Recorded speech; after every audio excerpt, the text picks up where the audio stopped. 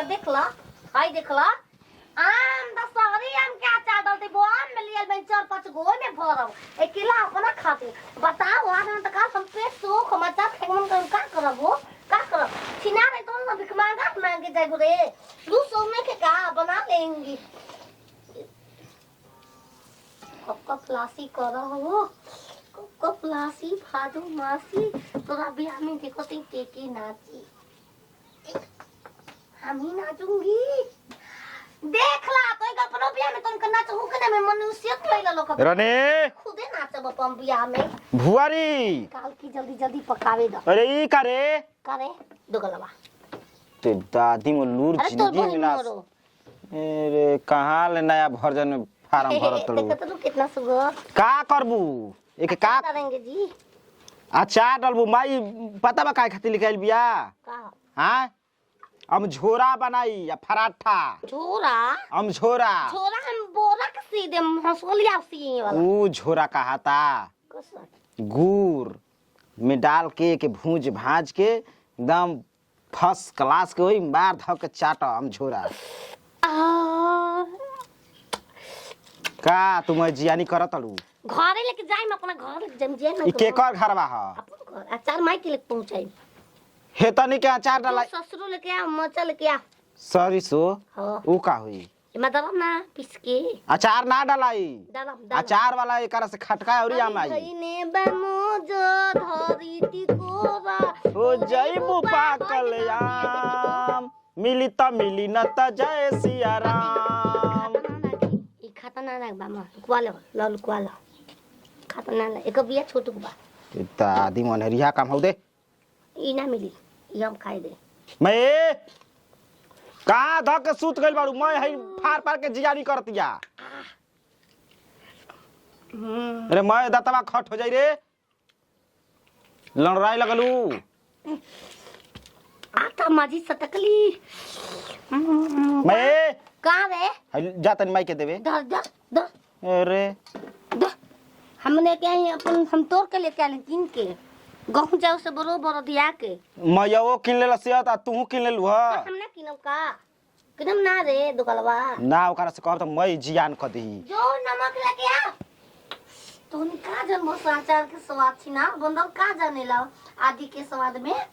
हम न जानते ही तो ने का जाने विश्व अरे बाप बताओ ना घामावा में सुतल बने हमरा बड़ा नीक लागता देहिए पूरा दुखाता मैं जिया तनी बकरी तार सुना तनी को हाथ दो गलवा मोए देह दुखाता बुखार भर देखत घामा में 2 घंटा से सुतल बनी बिछा के चल एगो सुई देवा दे ऊपर से वाला डॉक्टर त बच्चा पता ना काहे लागता कल चल गनी बोझवा उठावे खातिर तोरा के इससे का हमरा हम मुंह कतना मार किन ले बड़ू किले में 2.5 किलो मैं अमावा के 6 के 9 नाद देहलस के उहे तारलुरगर की पतोहिया आई हो माई ला फार आधा खातिया आधा नोच के फेकतिया आज उठा रखतिया अचार डालब तो हार मेहर जब से घर में रही तब से कोनो निमन काम भइल बाकी होई तोहरो गलती बा जब आइलू हो जानते बाड़ू के हमरा घरे कुकुर बिया एगो ओके फार फुर के अपन जौन करे के बताओ अस्थिर ध देला कुकुरी के कनी ना के छुइया जान रानी 2 आम मंगल से 2 आमो देनी ह कने छुइया जान अचार डालब आ शाम के मोराबा पूरी बनी हमनी घरे बनेला कहतिया कि अचार डालब आ ले जे अपन नैहर पहुंचावे ओकर बाप माई एगो चॉकलेट पहुंचैले है कि अचार आम ओकर गांव पहुंचावल जाई जाके देख हैं? देखा ना मैं फेंक देले तू कतना देखत रह लेकिन छिनत नहीं खाया मामा हम लेके आवतरा नी रे की सोन मिलल गेरी हमर बुझात नहीं कि घर परिवार चली ओकरा से कि ना चली बबुआ का जब खरी भूसा छोड़ते नहीं खे उहो सुंग सुंग जानते कि खही वाला चीज का छोड़ी कोनो चीज अरे कुकुर कहां बिया रे केने बैठल बिया रे देखा हराम जादी कहीं काटू है ना तार घरे खाती लेके आ रे देखाई खाती हाय देखयान के फाड़ी फोड़ल बन अचार डालब वो हफ्ते हफ्ते आम के अचार फोन का तक कोरोना देख लो कि सुन सुका जन बुआम के सवाल ओहो इन्हीं में से खात रहा हो लेके जाई घरे नून मक्का तेल ससुरो मिला के अचार बनवाओ तो घरे गांव में बिया गांव में रे रे रे रे रे रे रे रे कहाँ ढकेल गाड़ी भइल बाड़ू के रे दुगलवा रोज परिचय बतावे के पड़ला के हई भतारो के भुला जातड़ू तार बापा लिया के दलस कि मोए गांव में लेकर हो दिखावे दिखाइम ना हो कत आदमी जानी कैसे जानी आचा दल हम तो अपन लूरवा दिखा दो कैसन तार जनावल जरूरी बा कैमरा घर का होता का नहीं के होत तू जो नहीं बे दो गला तू कम बारू। अरे भोसरी के चुप रह अरे ई करे भाई ई कौन भाषा कौन मोचले हुआ हराम तो जादी कि निहुरा के इतना चुतरे इतना बांस माने गलती तू करी गलती तू हमारा तू गलती तू बियाह के गलती का कोइलू का गलती बियाह के तोहरा से हम बियाह बियाह करके। रतिन करा के तो सहियार दिल रहती तू माई बन गई रह तू तू आइल कम बात ह बियाह त पता चल जाई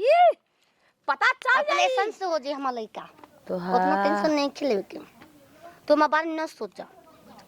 हमरा घंटा सोचे को हमरा ई सोचतनी काहे ले गेलियो गांव में त खाई बता दिखाइम ना कसे हमरा के कहतो सकी तो के घरे आम ना आवेला देखा सा घरे जितना झगड़ा करे कॉलेज से जनाव तो जब मैं काम की बढ़िया नो चले ओए हो माई